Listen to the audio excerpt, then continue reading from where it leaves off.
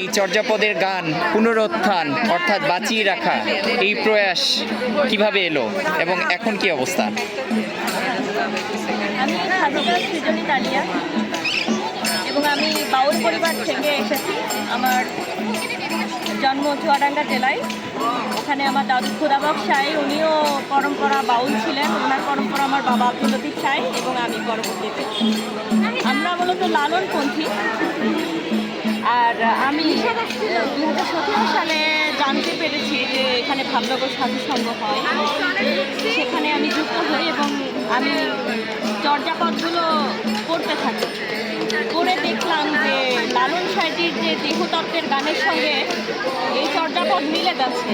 প্রথম পত্রেই বলি, কায়া তরু বড় পঞ্চমী ডালো চঞ্চল চেয়ে পৈঠ কালো। এটা যেমন বলছে শরীর একটা বৃক্ষ এবং তার পাঁচখানি ডাল। এখানে পঞ্চ ইন্দ্রিয়ের কথা বলে, অবশ্য পঞ্চভূতের কথা ভাবতে পারে। তেমনটি লালন সাঁই বলেছেন খাঁচার ভিতর অসীম পাখি কমলে আসে যায়। তো এখানে এই যে খাঁচা এবং পাখি, এখানেও কিন্তু রূপক অর্থে দেহ সাধনার কথা বলা হয়েছে। আরেকটি গানের রেফারেন্স দিতে চাই লালন সাঁইজির,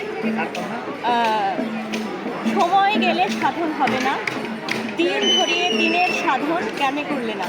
তেমনটি চর্যাপদের 18 সংখ্যক পদ্ধতিতে বলছে, তিন ভুয়ানা মই বাহির হেলে হাও সুতেলি মহা সুহ লীলে। অর্থাৎ 3টা ভুবন পার করে যায় হেলা অবহেলায়, সুখ নিয়ে আজ মাতব শুধু লীলা রসের খেলায়। এখানে লালন সাঁইজি বলছে 3টা ধারাকে তুমি সঠিকভাবে ব্যবহার করো। আর কানহুখা ঠিক 18 সংখ্যক পদে একই কথা বলছে। 3টি ভুবন অর্থাৎ 3টা সময় আমরা পার করে যাচ্ছি, অতিক্রম করে যাচ্ছি হেলা অবহেলায়। তো এখান থেকেই আমার সাধনা শুরু।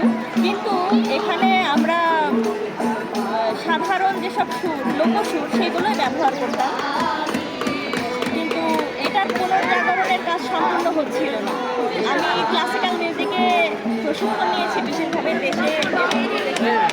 সে অর্থে আমার মনে হলো যে এইরকম সুর তো কোথাও পাওয়া যায় না, যেহেতু এটার কোনো রেকর্ড নাই, তো আমি এটা শুরু করতে পারি। তখন আমি বহু পরিশ্রম শুরু করলাম এই চর্যাপদের প্রাচীন ভাষাটা নিয়ে। প্রাচীন যেই হরপ্রসাদ শাস্ত্রীর টেক্সটে যে রাগগুলো উল্লেখ আছে, ওই রাগগুলোকে আমি রপ্ত করতে শুরু করলাম এবং সেখান থেকে আমি একের পর এক শুরু করে যাচ্ছি রাগ ভিত্তিক। এবং এটা আসলে খুবই গ্রহণযোগ্যতা পেয়েছে। আমি ইউনিভার্সিটি অফ শিকাগোতে মিউজিক ডিপার্টমেন্টের ট্রেনার হিসেবে কাজ করেছি। তাছাড়া নেপালে আমাকে এককভাবে 1 ঘন্টার একটা অনুষ্ঠান দিয়েছিল সঙ্গীত কালানাথে সঙ্গীত মহাবিদ্যালয়, সেখানে গিয়েছি। এবং জাপানে ওসাকাতে একটি প্রেজেন্টেশন করেছি। তো সব জায়গা থেকে অসাধারণ সাড়া পেয়েছি। এবং সত্যি আমি মনে করি যে আমাদের চর্যাপদ, যে আমাদের বাঙালির ঐতিহ্য, আমাদের শেকড়, আমাদের পরিচয়, সেটা সবার মধ্যেই ছড়িয়ে যাবে এবং আমরা আসলে সঠিক দিশাটা খুঁজে পাবো বাঙালির। ধন্যবাদ।